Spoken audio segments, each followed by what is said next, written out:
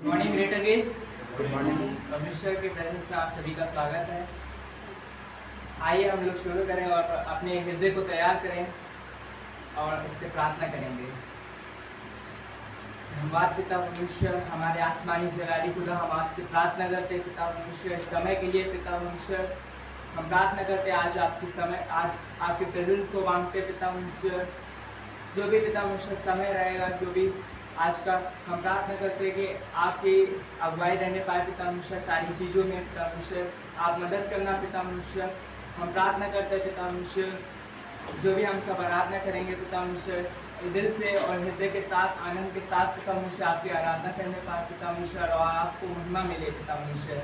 हम प्रार्थना करते हैं पिता परमेश्वर सबको सही सलामत लेकर आए, इसके लिए हम आपको धन्यवाद करते हैं पिता परमेश्वर। जो लोग आ रहे हैं रास्ते में पिता परमेश्वर उनको भी सही सलामत लेकर आने पाए पिता परमेश्वर। हम ऐसी प्रार्थना करते हैं कि पिता परमेश्वर आज का जो भी संदेश रहेगा पिता परमेश्वर आप पिता परमेश्वर अगुवाई करना पिता परमेश्वर, पवित्र आत्मा से भरना पिता परमेश्वर, क्योंकि आपका वचन कहता है पिता परमेश्वर आपकी वाणी पिता परमेश्वर शक्तिशाली है पिता परमेश्वर, आपकी वाणी प्रतापमय है पिता परमेश्वर। प्रार्थना करते हैं कि आप अपने वचनों से पिता परमेश्वर हमें सिखाना पिता परमेश्वर। आपका वचन कहता है कि हमारे पास पिता परमेश्वर आपने सीखने वाली जीभ दी है पिता परमेश्वर। हम प्रार्थना करते हैं पिता परमेश्वर सीखने वाली जीभ से पिता परमेश्वर हम अपने आप के अपने जीवन को संवार सके पिता परमेश्वर से प्रार्थना करते हैं। हमारा पिता परमेश्वर जो भी पिता परमेश्वर समय रहेगा पिता परमेश्वर आप सारी चीज़ों में मदद करना पिता परमेश्वर। प्रार्थना करते हैं पिता परमेश्वर सारे डिस्टर्बेंस को दूर करना पिता परमेश्वर, शांति से पिता परमेश्वर हम आपकी आराधना को आपके संदेश को पिता परमेश्वर सुनने पाए और करने पाए पिता परमेश्वर। प्रार्थना करते हैं पिता परमेश्वर हमें सुनने में मदद करना पिता परमेश्वर, हम माने ना पाए पिता परमेश्वर, ऐसी प्रार्थना करते हैं। हमारा पिता परमेश्वर दिल और दिमाग पिता परमेश्वर आपकी ओर लगा रहा है पिता परमेश्वर। हमारा पिता परमेश्वर शरीर तो रहता है पिता परमेश्वर मगर मन जाता है इधर उधर पिता परमेश्वर, हमारे मन को पिता परमेश्वर आप पिता परमेश्वर कंट्रोल करना पिता परमेश्वर की प्रार्थना करते हैं। सारी बातों को हम आपके हाथ में देते पिता परमेश्वर, तो यीशु मसीह के नाम से मांगते हैं, आमीन। गुड मॉर्निंग, आप सभी को जय मसीह की। आइए परमेश्वर की आराधना करेंगे और उसकी महिमा करेंगे और हम कुछ गीतों को गाएंगे। रब की होवे सना हमेशा, रब की होवे सना, हालेलुया। रब की होवे सना हमेशा, रब की होवे सना, रब की होवे मजा सराही, रब की होवे मजा सराही।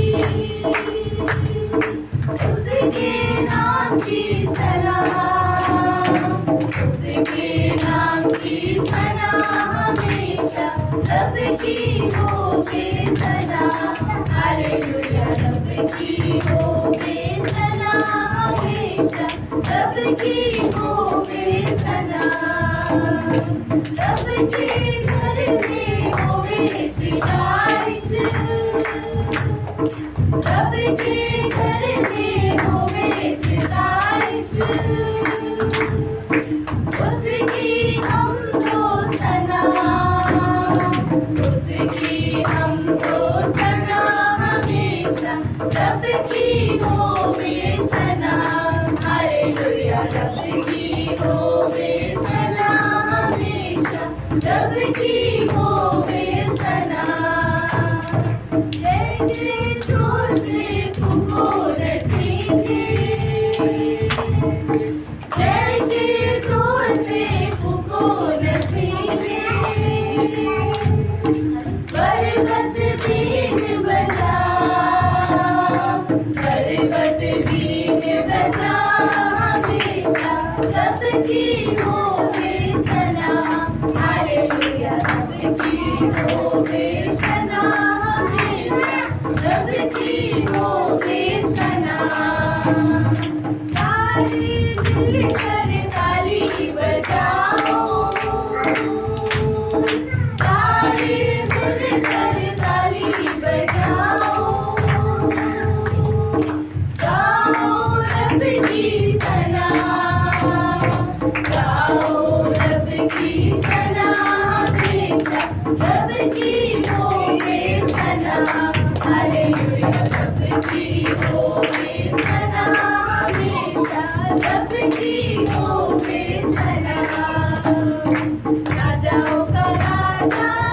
वो प्रभुओं का प्रभु है, राजाओं का राजा है, वो प्रभुओं का प्रभु है। प्रभु यीशु मसीह, प्रभु यीशु मसीह, प्रभु यीशु मसीह, प्रभु यीशु मसीह, राजाओं का राजा है, वो प्रभुओं का प्रभु है, राजाओं का राजा है, वो प्रभुओं का प्रभु है। शत्रु को हरा दिया, संसार को जीत लिया, मृत्यु से पार हो गए, आनंद जीवन दिया। शत्रु को हरा दिया, संसार को जीत लिया, मृत्यु से पार हो गए, आनंद जीवन दिया। एथियों का वो लेख जो विरोध में था मिटा डाला, एथियों का वो लेख जो विरोध में था मिटा डाला। राजाओं का राजा है, वो प्रभुओं का प्रभु है, राजाओं का राजा है, वो प्रभुओं का प्रभु है। बुलाए चुने हुए, वो विश्वासियों के नाम, जयमाला भी है, वचन का है यहोवा। बुलाए चुने हुए, वो विश्वासियों के नाम, जयकारा भी है, वचन का है यहोवा। जब तक सांस रहे, करेंगे ना हम विश्राम, जब तक सांस रहे, करेंगे ना हम विश्राम। राजाओं का राजा है, वो प्रभुओं का प्रभु है, राजाओं का राजा है, वो प्रभुओं का प्रभु है, वो प्रभुओं का प्रभु है। धन्यवाद पिता परमेश्वर, आपने हमें वो सारी वस्तुएं दी पिता परमेश्वर जो हमें जरूरत थी पिता परमेश्वर। आपका ये महान प्रेम पिता परमेश्वर अद्भुत था पिता परमेश्वर। आपने पिता परमेश्वर हमें सरल स्थान दिया पिता परमेश्वर, आपने पिता परमेश्वर हमें सुरक्षा दी है पिता परमेश्वर। हम ऐसी प्रार्थना करते पिता परमेश्वर कि बुलाए हुए बहुत है मगर चुने हुए थोड़े हैं पिता परमेश्वर। हम ऐसी प्रार्थना करते हैं कि यहाँ पर पिता परमेश्वर और पूरी इस धरती पर पिता परमेश्वर हम प्रार्थना करते हैं सब चुने जाने पाए पिता परमेश्वर की प्रार्थना करते हैं। पिता परमेश्वर आपका अनुग्रह महान है पिता परमेश्वर। आपने पिता परमेश्वर आप लोगों का हृदय देखते हो पिता परमेश्वर। हम प्रार्थना करते हैं पिता परमेश्वर सबका हृदय पिता परमेश्वर आपकी ओर लगा रहने पाए पिता परमेश्वर। हम प्रार्थना करते हैं पिता परमेश्वर सारी चीज़ों में सारा आदर पिता परमेश्वर हम आपको देखते हैं।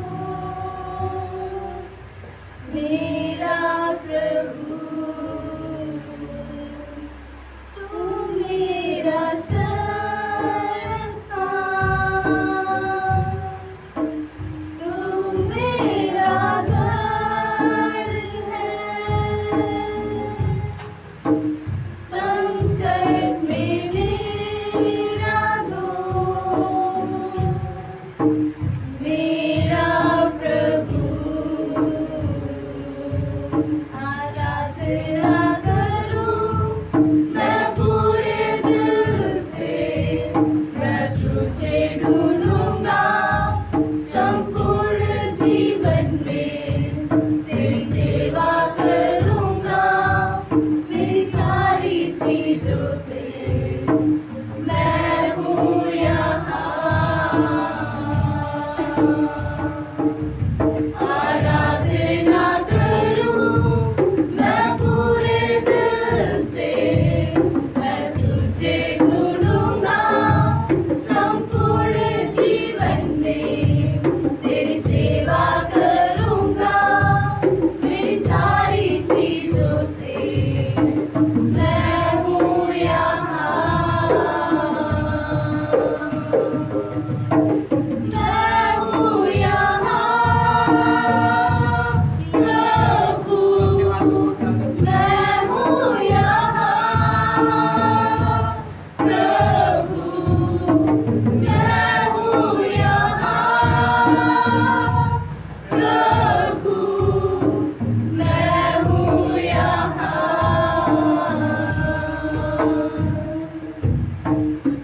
उद्धारक मेरा तू मेरी चंगाई है संकट में सामर्थ है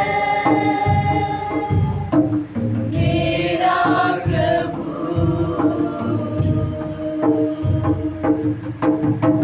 उद्धारक मेरा तू मेरी चंगाई है संकट में सामर्थ है मेरा प्रभु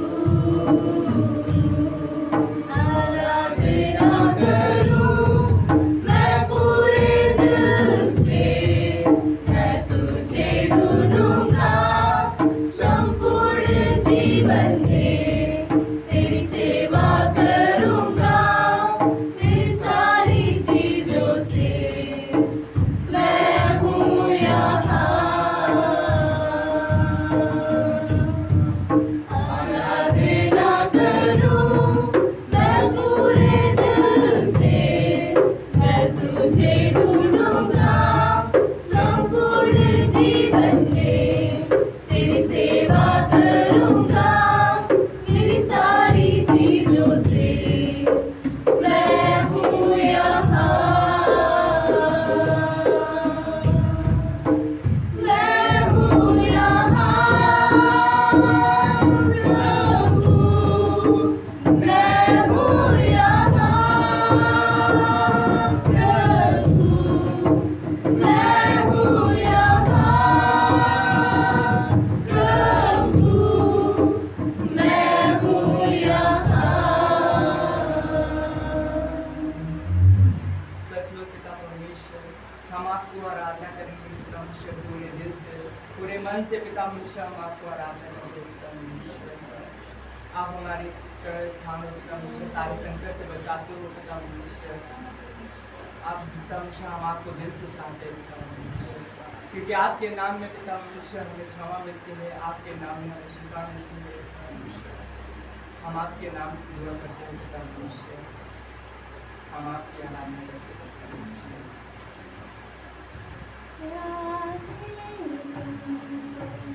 दिल से गाएगी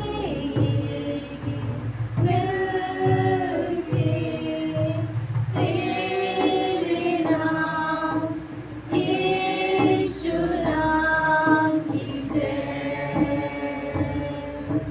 चाहे तुमको दिल से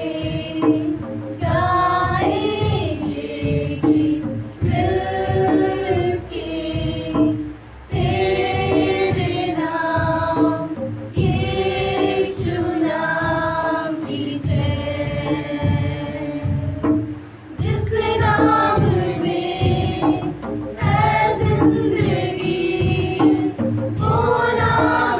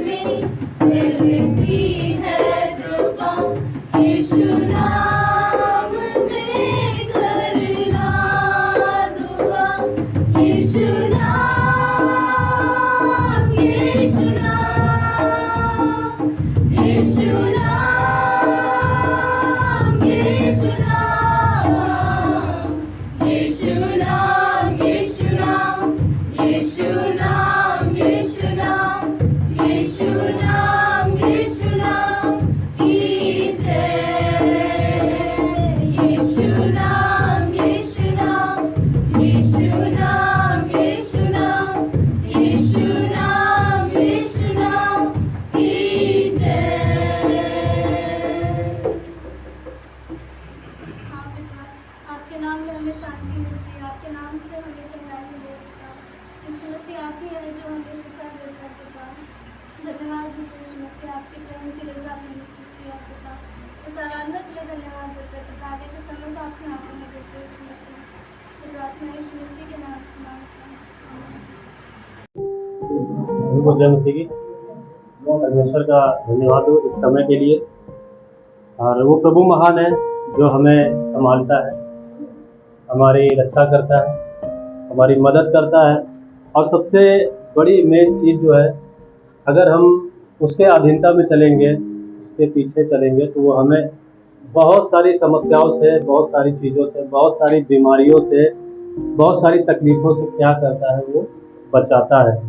तो आज का मेरा जो टॉपिक है वो हमें क्या लगता है कि मतलब हमें लगता है जब हम परमेश्वर के पीछे चलते हैं तो हमारे जीवन में शैतान काम करना कैसे शुरू करता है, किस तरह से हम अपने जीवन में बच सकते हैं, कैसे हम उस शैतान की सारी चालों से, उसकी समस्याओं से हम जो है अपने आप को बचा सकते हैं। तो आज का मेरा जो संदेश है वो इसी टॉपिक पर रहेगा कि हम किस तरह से शैतान से बचे। और इसका 7 प्रकार की कवरिंग है, 7 प्रकार की सुरक्षाएं हैं। ये मैंने पहले भी इस मैसेज को दिया है फादर चर्च में, और वही मैं आप लोगों के बीच में आज फिर से बोलूँगा। तो हम देखेंगे कि किस प्रकार परमेश्वर जो है हमको बचाता है शैतान की चुंगल से, शैतान जो हमारे बीच में आता है समस्याओं को लेकर। तो हम 7 प्रकार की कवरिंग को देखेंगे। और हमारा जो पहली कवरिंग होगी परमेश्वर पिता और उसका अनंत का मकसद। ये आपको एफिसियों का 1 अध्याय और वचन 3 अगर हम पढ़ेंगे तो वहाँ पर लिखा हुआ है, हमारे प्रभु यीशु मसीह के परमेश्वर और पिता का धन्यवाद हो कि उसने स्वर्ग स्थानों में हमें सब प्रकार की आशीष दी है। आइए हम सभी अपनी आंखों को बंद करेंगे और प्रार्थना करेंगे। महान स्वर्ग के पिता प्रभु, हम आपका धन्यवाद करते हैं आज के समय के लिए, दिन के लिए प्रभु जो आपने दिया है पिता, हम आपका धन्यवाद करते हैं। परमेश्वर पिता, ये संदेश प्रभु आपका है और आप प्रभु हमसे इस संदेश के जरिए परमेश्वर पिता आप लोगों से बातचीत करें और प्रभु आप आशीषित करना, ब्लेस करना प्रभु सारी चीजें पिता। सब कुछ हम आपके हाथों में सौंपते हैं, प्रार्थना प्रभु यीशु मसीह के नाम में, आमीन। तो यहाँ पर लिखा हुआ है इफिसियों 1 अध्याय वचन 3 में, हमारे प्रभु यीशु मसीह के परमेश्वर और पिता का धन्यवाद हो कि उसने स्वर्ग के स्थानों में हमें सब प्रकार की आशीष दी है। तो हमारी सबसे पहले कवरिंग क्या है? परमेश्वर पिता और उसका अनंत का मकसद। हम देखते हैं कि आज हम जब कलीसिया में हैं, आज हम जब भवन में हैं, यहाँ पर चर्च में हैं, हम सबके जीवन में कोई ना कोई समस्या यहाँ आने से पहले जरूर होती है और जरूर थी। मेरे भी लाइफ में समस्याएं थी और हर किसी के जीवन में कलीसिया आने से पहले किसी न किसी के जीवन में समस्या होती है। लेकिन परमेश्वर क्या करता है, जब हम कलीसिया में आते हैं, जब हम भवन में आते हैं, तो परमेश्वर हमको क्या करता है, उन सारी बीमारियों से, उन सारी समस्याओं से हमको जो है बचाता है। तो वचन बताता है कि हमें स्वर्गीय स्थानों में वो हमें सब प्रकार की आशीषें देता है। तो जब हम कलीसिया में आते हैं, जब हम भवन में आते हैं, तो जो हमारी समस्याएं हैं, जो हमारे तकलीफें हैं, जो हमारे प्रॉब्लम्स हैं, चाहे वो किसी भी प्रकार की कोई समस्या क्यों ना हो, लेकिन जब हम कलीसिया में आते हैं, भवन में आते हैं, तो परमेश्वर हमें क्या करता है, हमें सब प्रकार की आशीषें वो देता है जब हम कलीसिया में आएंगे। और जब हम उसके मार्गों के पीछे चलेंगे तो परमेश्वर हमें क्या करता है, आशीषें देता है और सारी स्वर्गीय स्थानों की जो भी आशीषें है वो हमें देता है। तो हमारी जो पहली कवरिंग है वो है परमेश्वर की योजना में जीवन को जीना। हमें क्या करना है, परमेश्वर हमारी कवरिंग है, लेकिन हमें परमेश्वर की योजना में अपने जीवन को जीना है। परमेश्वर हमसे क्या बोलता है, क्या परमेश्वर हमसे बातचीत करना चाहता है, किस तरह से हम परमेश्वर के पीछे चलेंगे। तो परमेश्वर की योजना को हमें समझना है और अपने जीवन में उस योजना को लागू करना है। तो हमारी पहली कवरिंग ये है कि परमेश्वर पिता और उसका अनंत का मकसद। और अगर हम दूसरी कवरिंग देखें, दूसरी जो पॉइंट है परमेश्वर पुत्र और उसकी प्रार्थना। इब्रानियों 1 अध्याय और वचन 5 में आपको मिलेगा। वहाँ पर लिखा हुआ है, क्योंकि स्वर्गदूतों में से उसने कब किसी से कहा कि तू मेरा पुत्र है, आज तू मुझसे उत्पन्न हुआ, और फिर यह कि मैं उसका पिता हूँगा और वह मेरा पुत्र होगा। तो हमारा दूसरा जो कवरिंग है वो ये है कि परमेश्वर पुत्र और उसकी प्रार्थना। आज हम देखते हैं कि यीशु मसीह जो है उसकी प्रार्थना जो है हमारी कवरिंग है। अगर हम देखें पुराने नियम में, अगर हम देखते हैं तो जिस प्रकार से मनुष्य ने पाप किया, और पाप के बदले उन लोगों ने क्या किया कि उसके बदले हमें अपने आप को वो लोग क्या करते थे, मेमने की बलि करते थे। और वो मेमने की बलि दिन में कोई 1 नहीं होती थी, 2 नहीं होती थी, 100 नहीं होती थी, उसकी कोई गिनती नहीं थी। और जो याजक होते थे वो हर समय वो पाप के बलि का, वो मेमने का बलि जो है वो करते थे और महापवित्र स्थान में जाकर उसके लहू को छिड़कते थे। तब क्या होता था, इंसान जो है, इंसानों के पापों की क्षमा होती थी। तो उसी प्रकार से आज हम देखते हैं कि स्वर्ग में जो महामहिमा में के सिंहासन जो है, जो परमेश्वर है जहाँ पर है, वो आज भी हमारे लिए स्वर्ग में प्रार्थना करता है। आज भी उसका याजक पद जो है स्वर्ग में स्थायी है। हम धरती पर तो प्रार्थना करते हैं परमेश्वर से, लेकिन परमेश्वर हमारे लिए आज भी स्वर्ग में जो है प्रार्थनाओं को करता है। तो परमेश्वर की जो प्रार्थना है वो हमारी कवरिंग है। और तीसरा जो पॉइंट है वो परमेश्वर पवित्र आत्मा और उसकी अगुवाई, यूहन्ना 16:13। परंतु जब वह अर्थात सत्य का आत्मा आएगा तो तुम्हें सब सत्य का मार्ग बताएगा, क्योंकि वह अपनी ओर से कुछ न कहेगा, परंतु जो सुनेगा वही कहेगा और आने वाली बातें तुम्हें बताएगा। तो तीसरी जो हमारी कवरिंग है, परमेश्वर पवित्र आत्मा और उसकी अगुवाई। और परमेश्वर और पवित्र आत्मा, जब हम उसकी अगुवाई में रहेंगे, पवित्र आत्मा की अगुवाई में रहेंगे, तो हम क्या रहेंगे, शैतान के सारी चालों से हम सुरक्षित रहेंगे। अगर हम देखें तो हम सभी के जीवन में कोई ना कोई समस्याएं होती है। जैसा कि मेरे जीवन में बहुत सारी समस्याएं थी।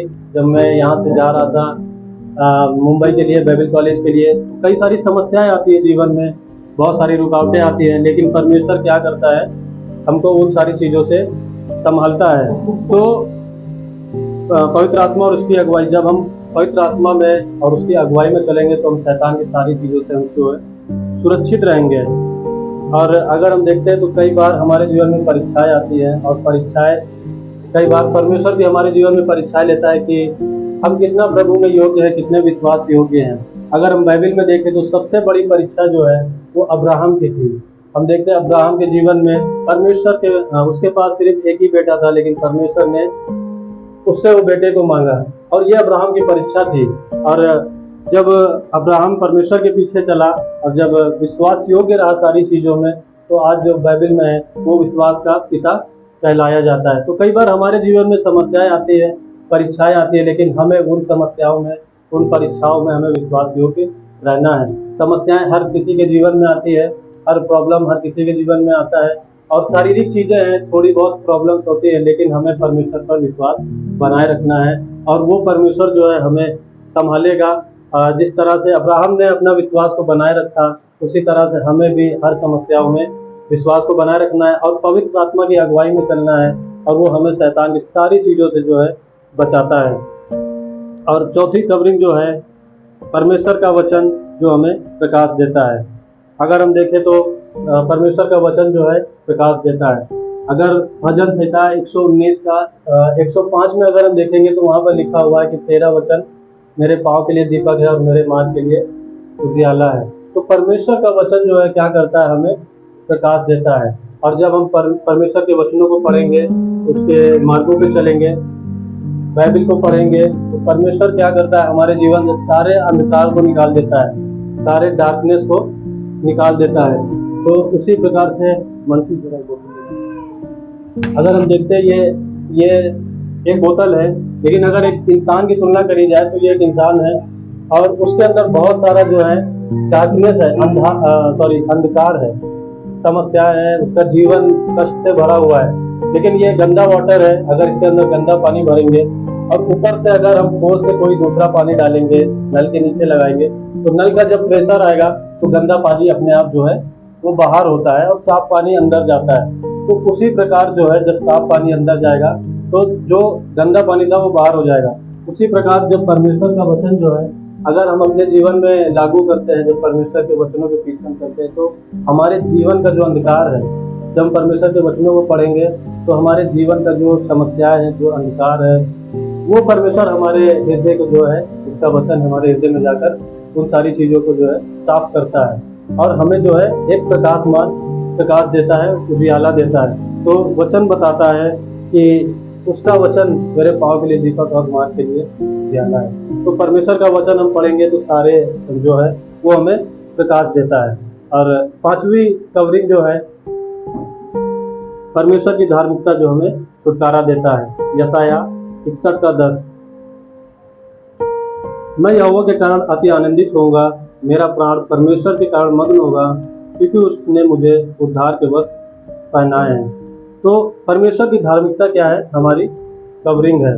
और हम देखते हैं कि बाइबल में लिखा हुआ है कि धन्य है वे जो धर्म का प्रचार करते हैं। तो परमेश्वर की धार्मिकता जो है हमारी कवरिंग है, और जो धर्म का प्रचार करते हैं उनके लिए स्वर्ग में बहुत बड़ा इनाम है। अगर हम देखें तो स्वर्ग में हमारे लिए 5 प्रकार के क्राउन हैं, 5 प्रकार के मुकुट हैं।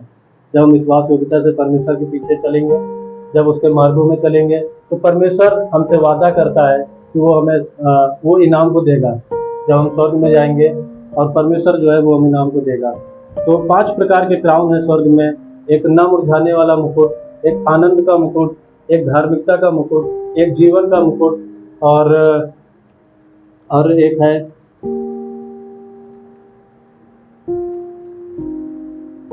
महिमा का मुकुट। तो जब हम परमेश्वर के पीछे चलेंगे तो परमेश्वर हमसे वादा करता है कि ये सारे मुकुट जो है वो हमारे लिए देगा। जो धार्मिकता का, जो धर्म का प्रचार करते हैं उनके लिए धार्मिकता का मुकुट है। जो जीवन के, जो प्राणों को बचाता है उनके लिए जीवन का मुकुट है। तो परमेश्वर हमसे वादा करता है कि यदि हम उसके पीछे चलेंगे, उसके मार्गों पे चलेंगे, तो वो हमें ये सारे मुकुट को, ये इनाम को जो है वो हमें देगा। और हमारी छठी कवरिंग है वो है पास्टर और टीचर। तो हम देखते हैं इफिसियों 4:11 में लिखा हुआ है, और उसने कितनों को भविष्यवक्ता नियुक्त करके, और कितनों को सुसमाचार सुनाने वाले नियुक्त करके, और कितनों को रखवाले और उपदेशक नियुक्त करके दे दिए। तो छठी जो कवरिंग है वो पास्टर टीचर हमारी जो है कवरिंग है। और हम देखते हैं कि जब हम कलीसिया में आते हैं, जब हम भवन में आते हैं, जब हम यहाँ पर सीखते हैं, हम यहाँ पर बाइबल क्लास को करते हैं, वचनों को सीखते हैं, आगे बढ़ते हैं, तो हमारी सबसे पहली कवरिंग क्या है? वो हमारे पास्टर हैं, हमारे टीचर हैं, क्योंकि हम उनके द्वारा परमेश्वर के बारे में सीख रहे हैं, और वो एक चरवाहे, एक बेहतर चरवाहे हैं। और जब हम उनके पीछे चलते हैं तो क्या होता है कि हम उनकी कवरिंग में बढ़ते हैं, और वो हमें हर प्रयास करते हैं आगे बढ़ाने में। और मेरी भी सबसे बड़ी कवरिंग पास्टर है। मैं कुछ भी नहीं था, एक ऐसा था, नॉर्मल था, और मुझे कुछ भी नहीं आता था। लेकिन कलीसिया में एक अगुवे होते हैं, एक टीचर होते हैं, एक पास्टर होते हैं जो हमारी कवरिंग होते हैं। और जब हम उनके अधीन में होते हैं, जब हम कलीसिया में जाते हैं, बाइबल कॉलेज करते हैं, बाइबल क्लास करते हैं, वचनों में बढ़ते हैं, तो वो हमारी पहली जो है कवरिंग होते हैं। तो हमें अधीनता से सारी चीज़ों को सीखना है। और हमारी 7वीं जो कवरिंग है वो कलीसिया की देह है। जब हम कलीसिया में आते हैं, भवन में आते हैं, तो कलीसिया की देह क्या है? हमारी कवरिंग है। यदि हमारे जीवन में कोई समस्या है, यदि हमारे जीवन में कोई परेशानी है, कोई दुख है, तकलीफ है, तो हम अपनी बातें कलीसिया में एक दूसरे से शेयर कर सकते हैं। हम प्रार्थना कर सकते हैं एक दूसरे के लिए, और कलीसिया क्या है? हमारी कवरिंग है। और ये 7 प्रकार की कवरिंग है। और हम विश्वासियों को परमेश्वर के लिए क्या करना चाहिए? हम देखेंगे पहला पत्रस 5 अध्याय और वचन 6 में लिखा हुआ है, इसलिए परमेश्वर के बलवंत हाथ के नीचे दीनता से रहो, जिससे वह तुम्हें उचित समय पर बढ़ाए। तो हमें क्या करना है? हम विश्वासियों को दीनता से रहना है। और परमेश्वर जो ये कवरिंग है सारी, हमें इनमें दीनता से रहना है, कलीसिया में दीनता से रहना है। क्योंकि परमेश्वर का हाथ क्या है? कलीसिया है। परमेश्वर क्या है? पिता है। यदि हम उसके इन सारे वचनों को फॉलो करेंगे, सारी चीज़ों को हम सीखेंगे, तो परमेश्वर क्या करता है? हमसे वादा करता है कि वो हमें बढ़ाएगा। हमें दीनता से परमेश्वर के अधीन हो जाना है, और परमेश्वर के वचनों में आगे बढ़ना है। तो हमें हर वक्त तैयार रहना है परमेश्वर के लिए उपयोग किए जाने के लिए।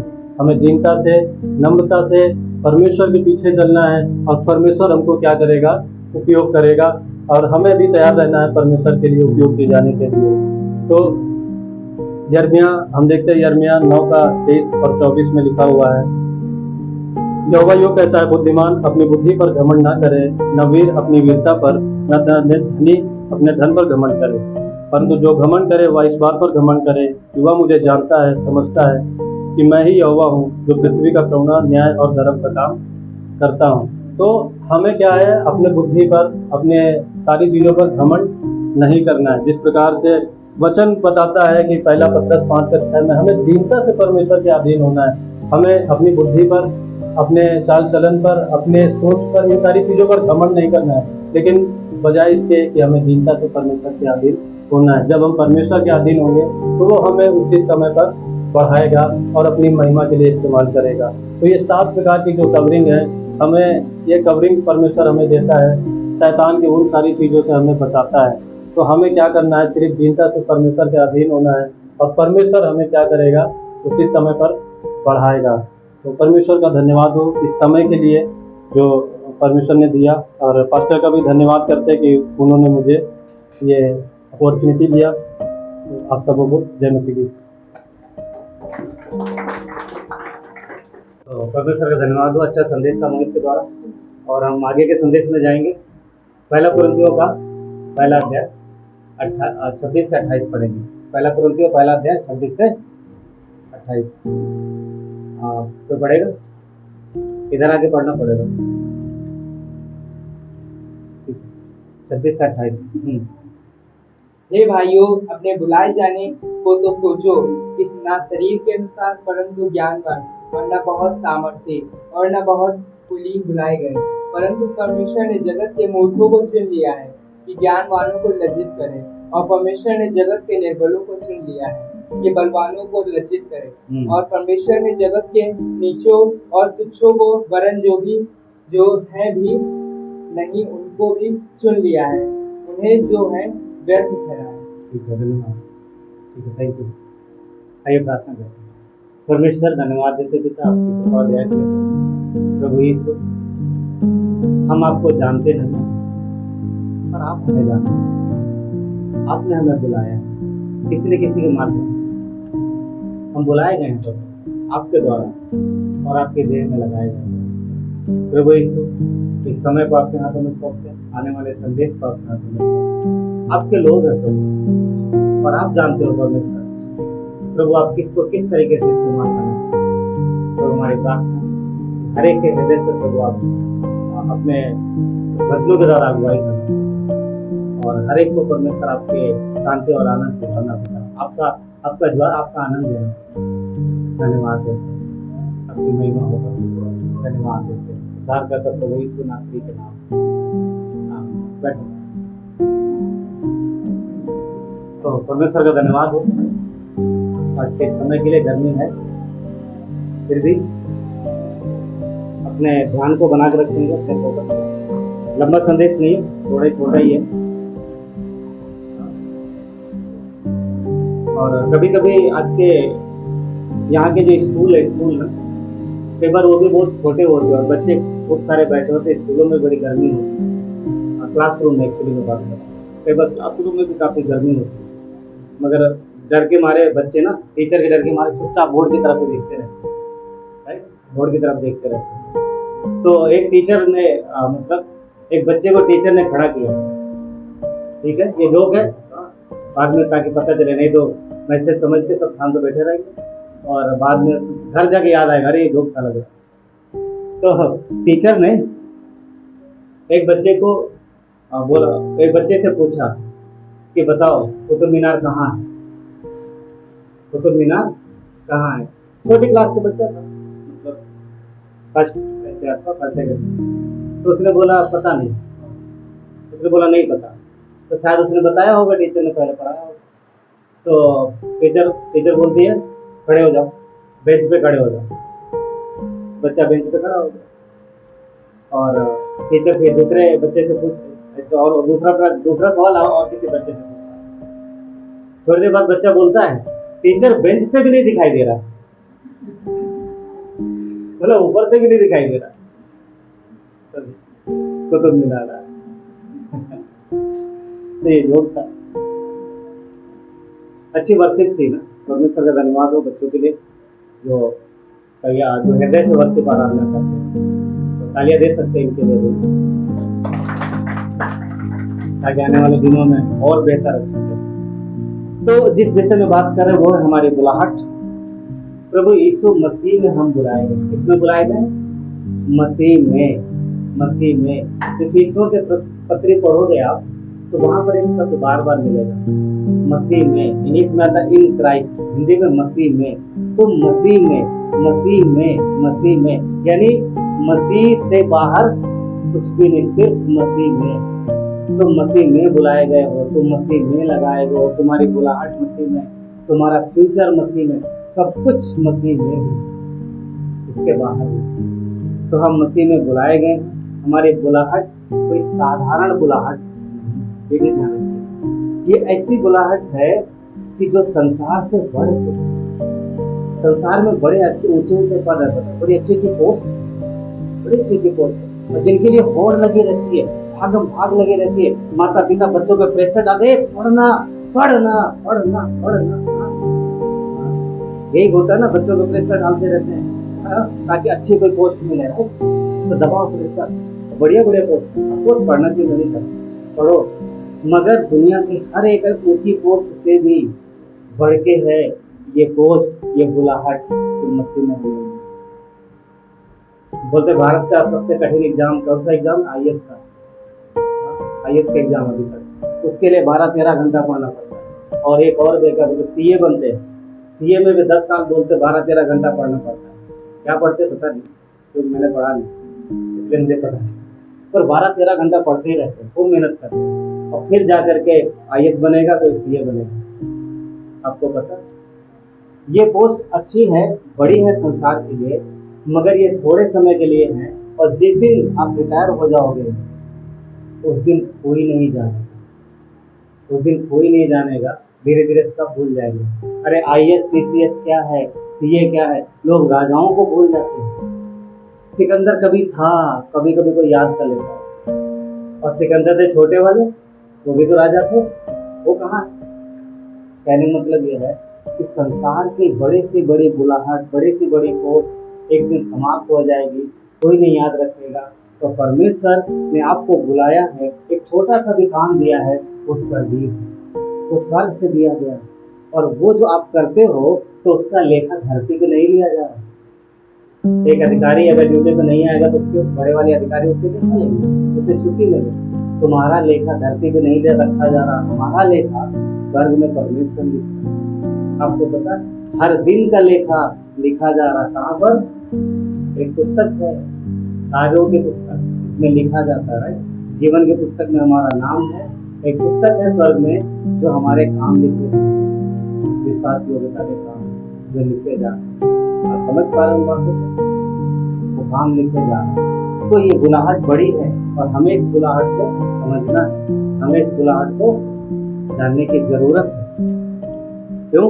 क्योंकि एक महान बुलाहट। मैं अगर अपने जीवन की बात करूं तो ज्यादा मैं अपने विषय में दवाई बहुत कम देता हूँ, मगर अब मुझे समझ में आता है कि बचपन से लेकर के आज तक परमेश्वर का हाथ मेरे सर पे रहा।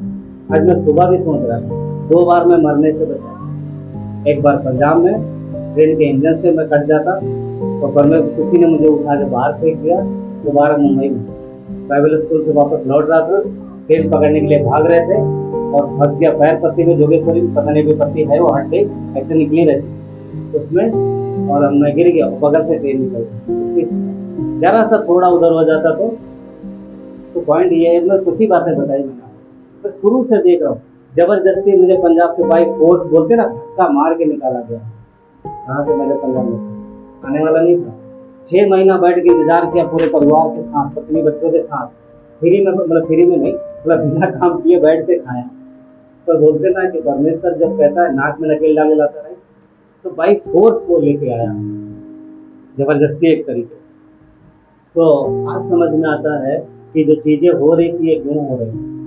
और भी लम्हा अपने विषय में ज़्यादा गवाही मैं नहीं देता, एक बात बताओ। तो हम आप जान पाओगे जब पीछे मुड़ के देखोगे कि परमेश्वर, जब आप उसको जानते भी नहीं थे ना, तब भी उसका हाथ आपके ऊपर था, तब भी वो संभाल रहा है। वो परमेश्वर, ये महान बुलाहट, इसे समझने की जरूरत है। और शैतान हमारी इस बुलाहट को नष्ट करने की कोशिश करता है, क्योंकि बड़ी योजना है, बड़ा उद्देश्य है। आप ये मत समझो कोई भी अपने आप में कि मैं तो एक्सीडेंटली आ गया यहाँ पर, नहीं, उद्देश्य है, परमेश्वर की योजना है, आपको जानने की जरूरत है, जानने की। इसने क्या बोला, जो डाली मुझ में बनी रहेगी वो, जो नहीं रहेगी वो। तो मसीह में रह के, अभी आखिरी छठवा वाला क्या था, छठवा वाला पॉइंट था ना, मसीह के देह है, सातवां था छठवा था, सातवां था। तो मसीह के देह है, तो मसीह की देह उसने अपनी देह में लगाया, कलीसिया में लगाया है। कलीसिया मसीह के देह है, तो हम मसीह में आशीषित होते हैं, और वही हम अपनी बुलाहट को समझ पाते हैं, वही हमारी बुलाहट। इसीलिए हमें समझने की जरूरत है, इसीलिए हमें सावधान रहने की जरूरत है। कैसे भी हो, फेलोशिप मिलती है करो, कहीं भी मिलती है करो, उससे दूर मत रहो। फेलोशिप आपकी जिंदगी का हिस्सा है। किस तरीके पता, जैसे सोना, सोना मतलब गोल्ड की बात नहीं करता, स्लीप, सोना, उसके बिना कौन रह सकता है? भोजन खाना, उसके बिना कौन रह सकता है? ऐसे ही है फेलोशिप। एक विश्वासी के लिए फेलोशिप नींद से ज्यादा, भोजन से ज्यादा इम्पोर्टेंट है, बहुत जरूरी है। क्योंकि बिना फेलोशिप के हम रह ही नहीं सकते यदि हम वाकई में विश्वासी होते हैं। यदि वाकई में विश्वासी है, बिना फेलोशिप के नहीं रह पाएगा।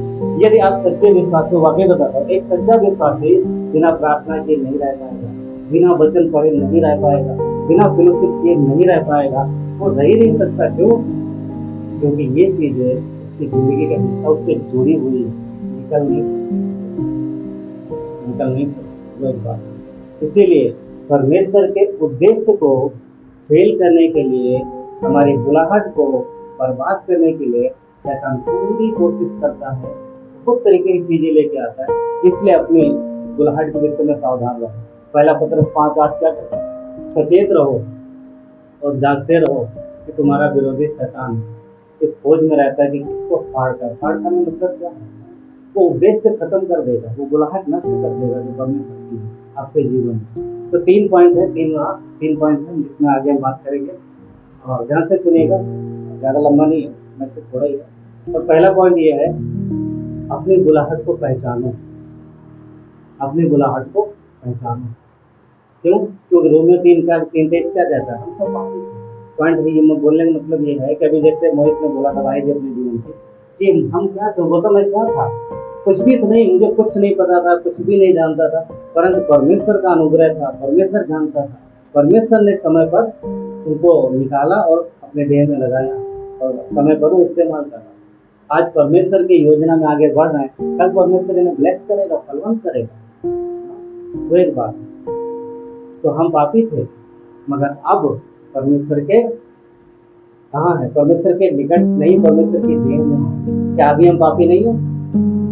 क्या इस वक्त हम पापी नहीं है?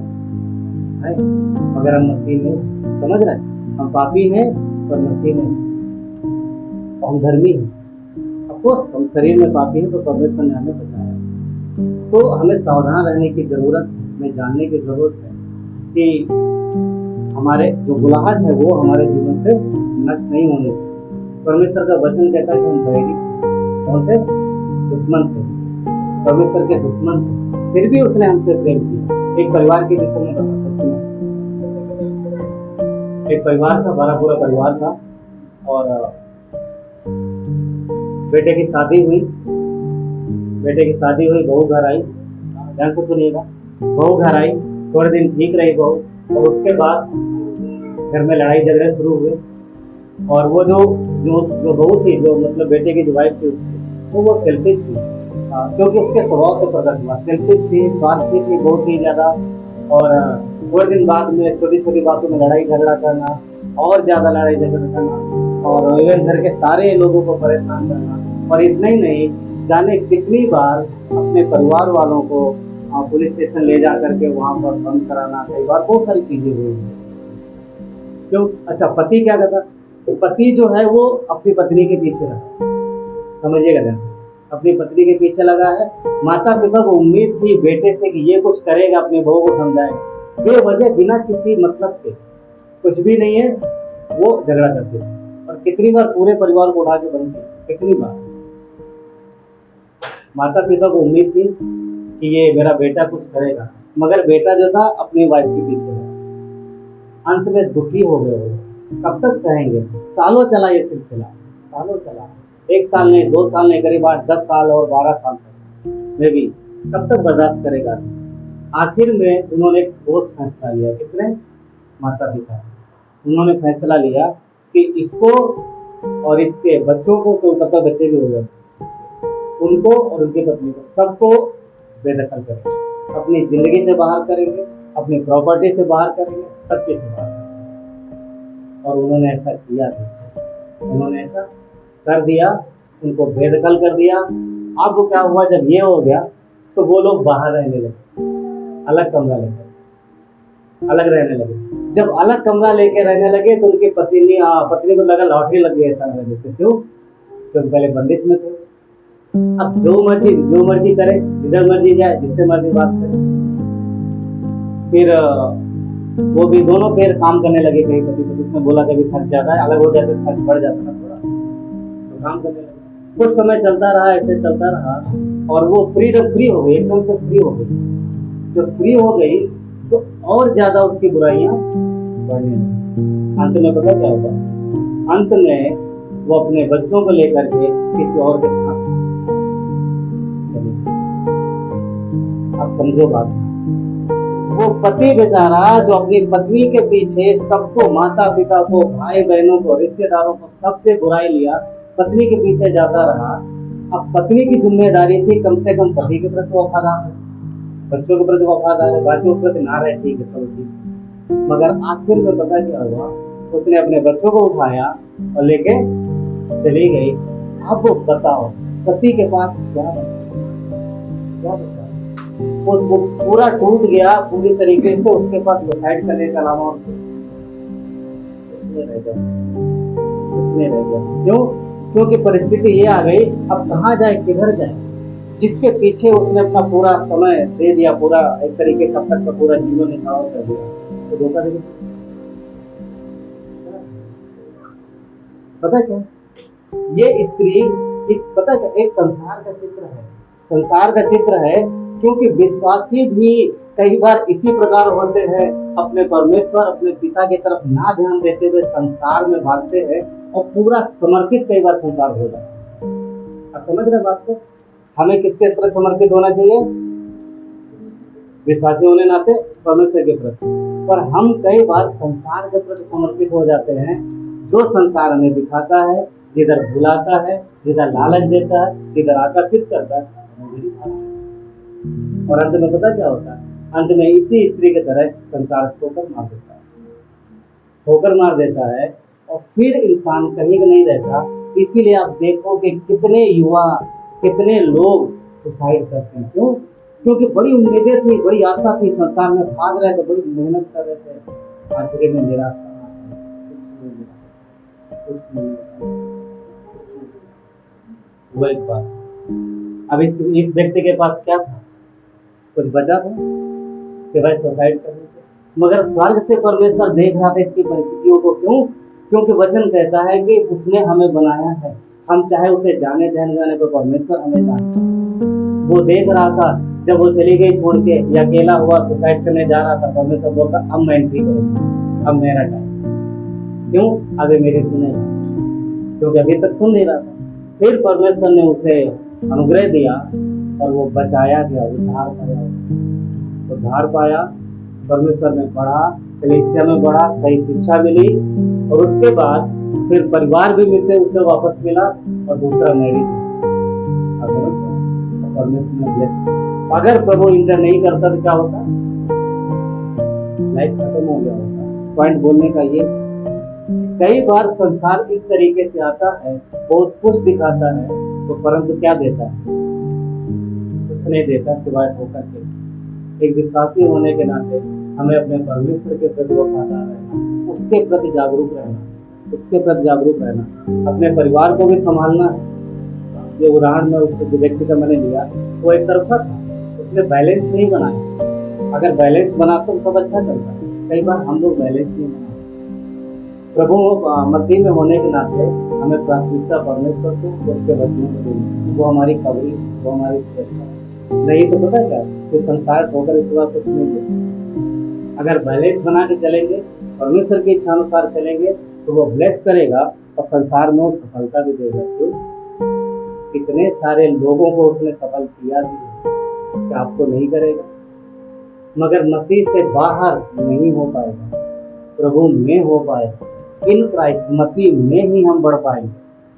तो अपनी बुलाहट के पीछे, बुलाहट के पीछे अपनी बुलाहट को पहचाने, उसके पीछे चलें, ना कि संसार के पीछे। तभी पहला कुरिन्थियों 1:26 में कहता है, उसने पौलुस ने बोला, हे भाइयों, अपने बुलाए जाने की दिशा में सोचो, कैसे बुलाए गए, क्या थे तुम, क्या थे हम, आज भी क्या, मसीह नहीं है तो क्या? उस तरीके से अपने को समझना है। वो एक बात है। परमेश्वर ने क्या कुछ नहीं किया हमारे आपके लिए। कभी कभी बैठ के सोचो, मैं बोलता रहता हूँ, कभी एकांत में सोचो, शुरू से लेके अब तक देखोगे परमेश्वर का सामर्थ्य हाथ कहाँ रहा आपके साथ। वो एक बात। इजरायली मंडली, परमेश्वर ने पूरी ताकत से उनको निकाल के लाया, मतलब सामर्थ्य हाथ से निकाल के लाया, बलवंत हाथ से। कहाँ ले जाने के लिए? कनान देश। कहाँ ले जाने के लिए? कनान देश। बीच में उद्देश्य खो गए, बीच में सब भूल गए, अपने बुलाहट ही खो बैठे कि उनको जाना कहाँ है। ध्यान कहाँ था? मांस चाहिए, क्या चाहिए? प्याज चाहिए, मछली चाहिए, पानी चाहिए, ये निकम्मी रोटी, वही रोटी। मिक्सर रोटी नहीं मिलती, और कौन सा रुमाली रोटी नहीं मिलती, तंदूरी नहीं मिलती, राइट? नान रोटी नहीं मिलती, कितनी सारी रोटी है, सब रोटियां नहीं मिलती। तो क्या हुआ? उद्देश्य क्या था? सब कुछ कहाँ देगा परमेश्वर? कनान में। पर ये सब रास्ते मांग रहे और उद्देश्य खो बैठे। इसीलिए वहां कितने लोग गए पता? कितने पहुंचे? सिर्फ 2। आए कितने थे मालूम है? लगभग 20 लाख निकले। कितने? 20 लाख निकले थे। कितने पहुंचे? 2। क्योंकि सकरा फाटक है ना भैया, इसीलिए थोड़े पहुंचे वहां पर। आप समझ पा रहे हैं? वो पुरानी मंडली है, परमेश्वर का धन्यवाद कि यहाँ इस तरीके से छट्टी नहीं होती, नहीं तो फिर कितने बचते आज के कलेसिया में, राइट? फिर 70% निकल ही जाते हैं उस हिसाब से ना, वो परमेश्वर। तो हमें समझना है अपने जिस उद्देश्य के लिए परमेश्वर ने बुलाया उसको ध्यान में रखना है। वो बीच में लाएगा प्याज, वो लाएगा रुमाली रोटी, लाएगा ध्यान बताएगा इधर उधर, मगर ध्यान से बना के रखना। वो परमेश्वर है। वो पुरानी मंडली कलीसिया थी, आज भी कलीसिया, उनको भ्रमित किया। आज लोगों का स्टाइल बदल गया है, लाइफ स्टाइल बदल गया है, डिमांड बदल गई है। मगर एक चीज ध्यान रखना, शरीर वही है, अभिलाषाएं वही है, शैतान वही है, तो बदला नहीं है। मगर हाँ, इन सब के ऊपर परमेश्वर है, उसका अनुग्रह, उसके सामर्थ्य हमारे साथ। अगर हम अपनी नजर उस पर रखेंगे तो वो कुछ कर नहीं पाएगा, वो कर नहीं पाएगा। पर अगर हम इधर उधर देख रहे तो फिर फंस जाएगा। इसीलिए इफिसियों में कहता है 8:15 में, इसलिए ध्यान से देखो तुम कैसी चाल चलते हो, कैसी चाल चलते, ध्यान से देखो।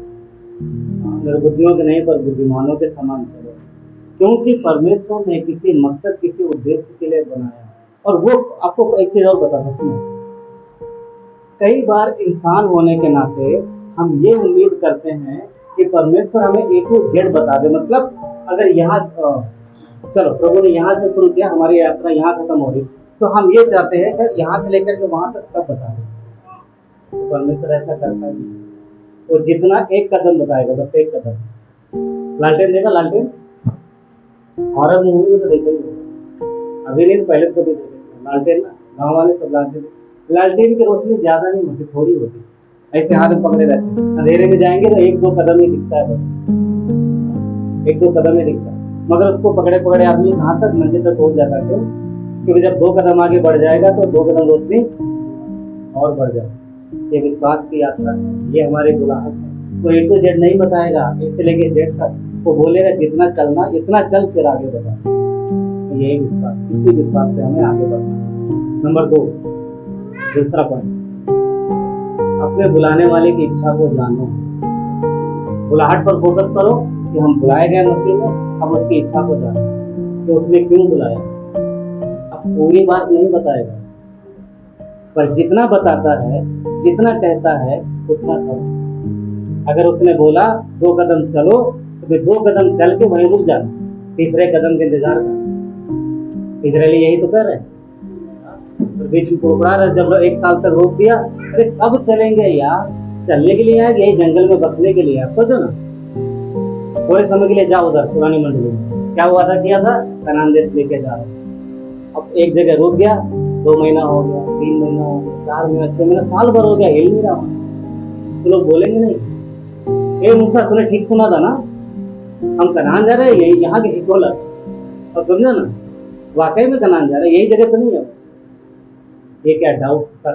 अगर आपके जीवन में कुछ नहीं हो रहा है, कुछ समय तक स्थिरता है, कुछ बदलाव नहीं हो रहा है, तो पता है क्या, शैतान तक लेके आएगा। कहीं तुम्हारे जीवन में जो तुमने प्रार्थना की परमेश्वर ने सुना या नहीं, कहीं तुम्हारे जीवन में परमेश्वर का ध्यान है या नहीं है। तो ये मुख्य विषय है, इसके विषय में हमें जानना है। इसीलिए हमें उसके मर्जी को खोजना है। तो कहाँ मिलेगा? वचन में। कहाँ मिलेगा? फेलोशिप में। कहाँ मिलेगा? संगति में। कहाँ मिलेगा? प्रार्थना में। जब परमेश्वर के लिए सीरियस होंगे ना, उसके लिए सीरियस होंगे तो वो बताएगा, दूर रहेंगे तो नहीं बताएगा। नीति वचन 3:1 क्या कहता है? हे मेरे पुत्र, मेरी शिक्षा को ना भूलना, मेरी शिक्षा को ना भूलना, अपने हृदय में मेरी आज्ञाओं को रखते रहना। तो इसीलिए बोलते, आप नीति वचन पढ़ोगे शुरुआत में, आपको एक शब्द बार बार मिलेगा। कौन सा मिलेगा?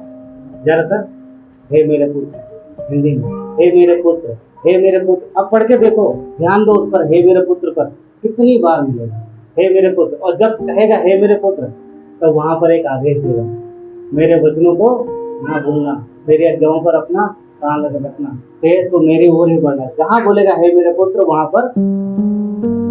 तो अब सोचो ना, देखो ये परमेश्वर है जो हमें और आपको पुकार रहा है। क्या कह रहा है? हे मेरे पुत्र। ये नहीं बोला हे मेरे पड़ोसी के बच्चे, ऐसा बोला पहले? पड़ोसी बच्चों कैसे बुलाते हैं हम लोग?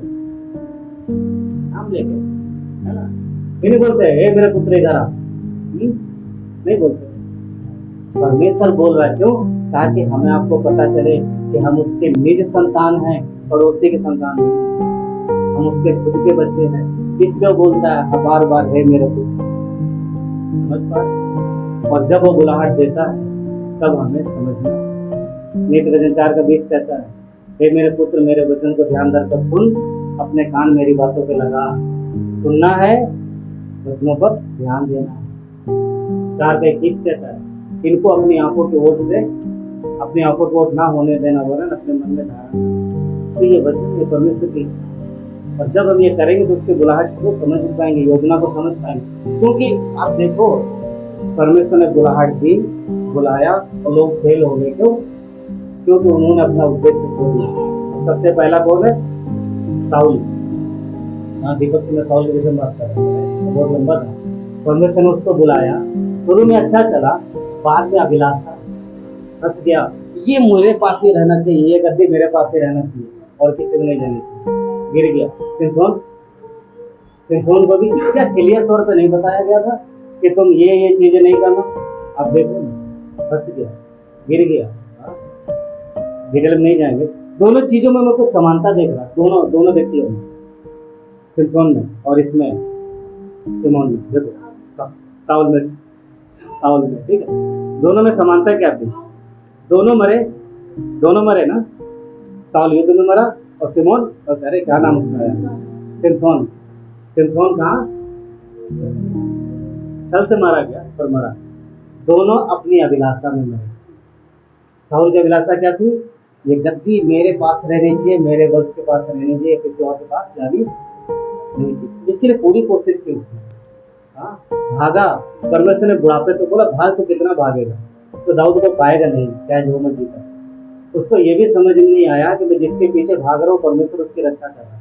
कई बार अभिलाषा अंधा कर देती है, वो समझ। और दूसरा सिमसोन, वो भी कहाँ मरा, मतलब कैसे मरा, अपनी अभिलाषा में, वो एक स्त्री के पीछे। एक नहीं, उसका मन 2-3 स्त्रियों के पीछे आया था एक्चुअली में।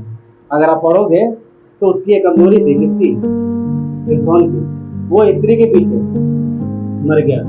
आगे बहुत ही दोनों अपनी अभिलाषा में, जो एक मान तो अभिलाषा बड़ी खतरनाक है। कहने मतलब ये है, क्या सिर्फ साउल और सिमसोन को ही शैतान अभिलाषा दे सकता है? आज नहीं दे सकता। तो सावधान रहना। दोनों अपनी बुलाहट से गिर गए, फिर भी परमेश्वर का अनुग्रह था उनके साथ।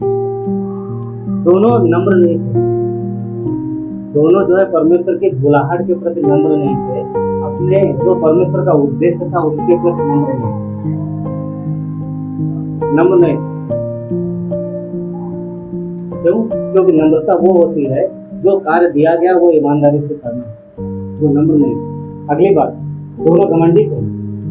आपको लगे हाँ घमंडी थे, आपको घमंडी, तो घमंडी पता क्या होता है? घमंड क्या है? परमेश्वर के अगेंस्ट में जाना। प्रभु क्या बोला? नहीं जाओ संगति में, नहीं मैं आज जाऊंगा पिक्चर देखने, ये घमंड है, उसके अगेंस्ट में जाना। प्रार्थना कितने, मैं नहीं बोलूंगा कितने लोग प्रार्थना करते हैं, पर सुनो, अगर आप प्रार्थना में समय नहीं बिताते तो आप घमंडी हो। मैं दे रहा आपको, क्या बोल रहा हूँ? अगर आप प्रार्थना में समय नहीं बिताते तो आप घमंडी हो। परमेश्वर के वचन इस हिसाब से, यदि आप वचन नहीं पढ़ते तो आप घमंडी हो। तो क्यों? पता प्रार्थना कौन नहीं करता? जो खुद पे निर्भर रहता, मैं कर लूंगा, मुझे जरूरत नहीं, मुझे जरूरत नहीं, प्रभु मुझे जरूरत नहीं, मैं कर लूंगा, वो आदमी प्रार्थना नहीं करेगा। क्यों? क्योंकि जो कहता है प्रभु मैं नहीं कर सकता, वो जाएगा परमेश्वर के पास, प्रभु आप करो। समझ पा? तो वो दोनों घमंडी थे। आखिरी बात, दोनों ने परमेश्वर की इच्छा की परवाह नहीं की, यानी दोनों ने अपनी बुलाहट की परवाह नहीं की और ना उस बुलाहट को और गहराई से जानने की कोशिश की, और इस वजह से दोनों फेल हुए। पॉइंट ये है कि परमेश्वर हमारे बुलाहट में एकदम आप बोल सकते हैं कि सतर्क है, सीरियस है, पर हमें और आपको लापरवाह करने के लिए शैतान आ सकता है। उसके बुलाहट में हम लापरवाह हो सकते हैं, इसीलिए हमें और आपको जागरूक रहने की जरूरत है। वजह से 119:4 क्या कहता है कि तुमने अपने उपदेश इसलिए दिए हैं कि वो यत्न से माने हैं। उसने हमें और आपको उपदेश दिया, उसने हमें आपको शिक्षा दी है और उस पर हमें ध्यान देने की आवश्यकता है। वजह से 119:5 क्या कहता है? भला होता कि तेरी विधियों को मैं मानने के लिए मेरा चाल चलन दृढ़ होता। यानी जो परमेश्वर ने विधि और नियम दिए हैं उन्हें मैं दृढ़ता से मानता, खराई के साथ। और 6 कहता है 119 का, तब मैं तेरी आज्ञाओं की ओर चित लगाए रहूंगा तो मेरी आशा नहीं टूटेगी। जब हम अपनी बुलाहट को समझेंगे, उसके प्रति जागरूक होंगे, तो फिर परमेश्वर कहता है हमारी आशा नहीं टूटेगी। तीसरी बात, तीसरा पॉइंट, अपने बुलाने वाले की इच्छा के अनुसार करें। तीसरी बात है पहला बुलाहट को पहचानना, सजग रहना, और तीसरा क्या है? उसकी इच्छा अनुसार करना। तो 305 का क्या कहता है? परखो प्रभु को क्या भाता है। 305 है, परखो परमेश्वर को क्या भाता है, परखो तुम्हारे मसीह को क्या भाता है। क्या तुम्हारा चाल चलन, क्या तुम्हारा जीवन, क्या हम जो जीवन जी रहे वो जीवन परमेश्वर को भाता है? क्या उसकी यही इच्छा है? क्या उसकी यही बुलाहट है? जिस प्रकार हमारी आपकी जिंदगी चल रही है, क्या ये बुलाहट के अनुसार है या बुलाहट के बाहर है? ये परखिए, सोचो, जानो, परखो। क्या परमेश्वर ने इसी मकसद के लिए बुलाया था? क्या इसी योजना के लिए बुलाया था? वो जानने की जरूरत है। वो एक बात, तो इसमें सजग रहना, जागरूक रहने की जरूरत है। हमें नम्रता में बने रहना, तो एक बात, क्योंकि शैतान कई बार विचलित कर देगा, कई सारी चीजें भ्रमित कर देगा, कई चीजें। नम्रता, एक चीज नम्रता के उदाहरण और बताया, नम्रता वहां पर है जहां पर हम स्वयं को गिनती नहीं करते। मतलब नम्रता एक तरीके से वो भी है, कई सारी बातें हैं नम्रता की, मगर जहां मैं नहीं हूँ, जहां परमेश्वर की इच्छा मेरे लिए माननी है, जहां मैं नहीं, कई एक चीज और, शैतान हमेशा आपके मतलब हमारे पापी स्वभाव को उकसाएगा, बोलेगा। तो कहीं पर भी मसीह के देह में एक्चुअली प्रॉब्लम हो सकती है, और जैसे मसीह के देह में तुम्हारी भी कुछ इमेज है, तुम्हारी भी कुछ पहचान है, तुम्हारा भी कुछ ओहदा है, घर में हो सकता है, परिवारों में हो सकता है, हाँ तुम भी कुछ हो, तुम्हारी भी कुछ, हाँ क्या बोलते हैं, वैल्यू, तुम्हारी भी वैल्यू है। ये सारी चीजें हो सकती है, तो सब ध्यान देने की जरूरत है। क्योंकि बहुत बार इन चीज़ों में परमेश्वर मसीह लोग थोड़ा फंस जाते हैं, हमें आपको समझने की जरूरत है। क्यों? सुनो, क्योंकि शैतान आपके रोजमर्रा की जिंदगी में ही तो फंसाएगा। आप अलग से बाहर से तो कुछ नहीं करने जाओगे, तो कलेक्टर बनने तो नहीं जाओगे, तो कौन जाएगा इधर? तो जाएगा कलेक्टर बनने, जाने वाला जाओ, कोई प्रॉब्लम नहीं है, तो परमेश्वर की अधीनता में जा रहा है, बच्चे लोग जा सकते हैं। पॉइंट ये है कि रोज का रूटीन है आपका, कुछ सबका एक रूटीन होता है। शैतान वहीं तो फंसाएगा, उन्हीं चीजों में तो गिराएगा। और अगर उन चीजों में आप जिंदा हैं और मरे नहीं हैं, तो फिर आप फंस जाएंगे। समझ पा रहे? गलातियों 2:20, अगर हम प्रभु में मरे नहीं, यानी हमारा पापी स्वभाव मरा नहीं है, तो बोलेगा तुम कुछ हो, तुम्हारी भी कुछ इमेज है, तुम्हारी भी कुछ वैल्यू है, परिवार है, ये सारी चीजें नहीं चलेगी। तो फिर क्या समय बर्बाद कर देगा? तो उद्देश्य इच्छा को नहीं जान पाएंगे, समझना, तो उसकी इच्छा अनुसार जीवन जीना, ना कि शैतान की इच्छा अनुसार। वजह संहिता 37 का 7 का ए पार्ट कहता है, वजह संहिता 37 का 7, यहोवा के सामने चुपचाप रहे और धीरज से उसकी प्रतीक्षा करें। चुप रहना है, क्या हो रहा हो। हेना, पता हेना बहुत बढ़िया उदाहरण, कमल की माँ, कमल की माँ कितना कोसा उसकी देवरानी ने। हाँ साउथ थी यार, देवरानी नहीं थी यार, साउथ थी। सास के विषय में नहीं लिखा मैंने, पता नहीं उसके साउथ ना, और भी कितने लोगों ने। अच्छा सुनो, जब परमेश्वर ने वादा दे दिया, क्या तभी उसके ताने बंद हुए थे? जब तक समूएल आ नहीं गया तब तक वो ताने मारते रहे। पर कभी आपने पढ़ा कि हेना ने पलट के अपनी सौत को कुछ बोला? कहीं लिखा पूरे बाइबल में? ढूंढ के लाओ ये बात, लेक्चर में कहीं नहीं बोला। उसने बोला है तो अपने पति को बोला, और वो भी ये भी नहीं बोला कि ये मुझे ताने मारती है। हाँ, ये भी नहीं बोला, उसने बोला मेरे लिए कुछ कर, राइट? तो परमेश्वर ने उसकी सुनी, और अगर बोला उसने कंप्लेन किया कंप्लेन, बिल्कुल सही बात, परमेश्वर से किया। हेना ने किसी मनुष्य से कंप्लेन नहीं किया, वो सताई जा रही थी बहुत, मगर परमेश्वर से कंप्लेन। हमारे आपके लिए पता एक सिद्धांत रिलेशन है, विश्वासी होने ना, अगर फैमिली प्रॉब्लम है, कुछ भी पति से प्रॉब्लम है, तो परमेश्वर को बोलो। विश्वासी होने के नाते हमें उसी से बोलना अच्छा रहता है। इसीलिए परमेश्वर के सामने चुपचाप रहो, जो बोलना है बोल दो, धीरज से इंतजार करो, तो समय पर आपको वहां से निकालेगा, और उसकी बुलाहट में बने रहो। ठीक है? उसके इसी वचन में आगे कहता है, उस मनुष्य के कारण ना कोई जिसके कार्य सफल होते हैं। अब हेना के सौत को क्या नाम था उसका? पनिन्ना। वो सफल हो रहे थे, उसके बच्चे हो रहे थे, ये सफल नहीं हो रहे थे बेटा, मगर क्या कहता है, उसके कारण मत को परमेश्वर करेगा उसका। लोका 8:15, अच्छी भूमि के वो हैं जो वचन सुनकर भले और उत्तम मन में संभाले रहते हैं और धीरज से फल लाते हैं। भली भूमि के वो, अच्छी भूमि के वो हैं। ये लाइफ है, ये जीवन है। जब हम अच्छी भूमि में लगाए गए हैं तो हमारा जीवन जो परमेश्वर की इच्छा की ओर है, तो अपनी बुलाहट को पहचानना, उसमें सीरियस रहना, सीरियस रहना। सिमोन और साउल, क्या बोलते हैं, सिमसोन और साउल नहीं संभालता। वो स्त्री नहीं जान पाई, उसका उद्देश्य ये नहीं था, वो रहती तो अपना घर संभाल सकती, मगर बाद में पता क्या हुआ, उस आदमी का तो परिवार बच गया, मगर उस स्त्री को आगे जाकर के जिसके साथ भागी थी वो भी थोड़ी देर छोड़ के चला गया। उसे कोई गंभीर बीमारी हुई और उसका जीवन बहुत ही तकलीफदायक है। और जिसने परमेश्वर को अपना जीवन समर्पित किया उसका जीवन। बात ये है कि हमें संसार की ओर नहीं भागना, परमेश्वर की ओर भागना, जो हमें संभालता है, वही हमें बढ़ाता है। तो अपने बुलाहट पर हमें अपना फोकस बना के रखना। आइए प्रार्थना करें। प्यारे परमेश्वर, धन्यवाद देते आपके परमा दया के प्रभु, आपकी महिमा होता। धन्यवाद देते प्रभु कि आप हमें संभालते हो।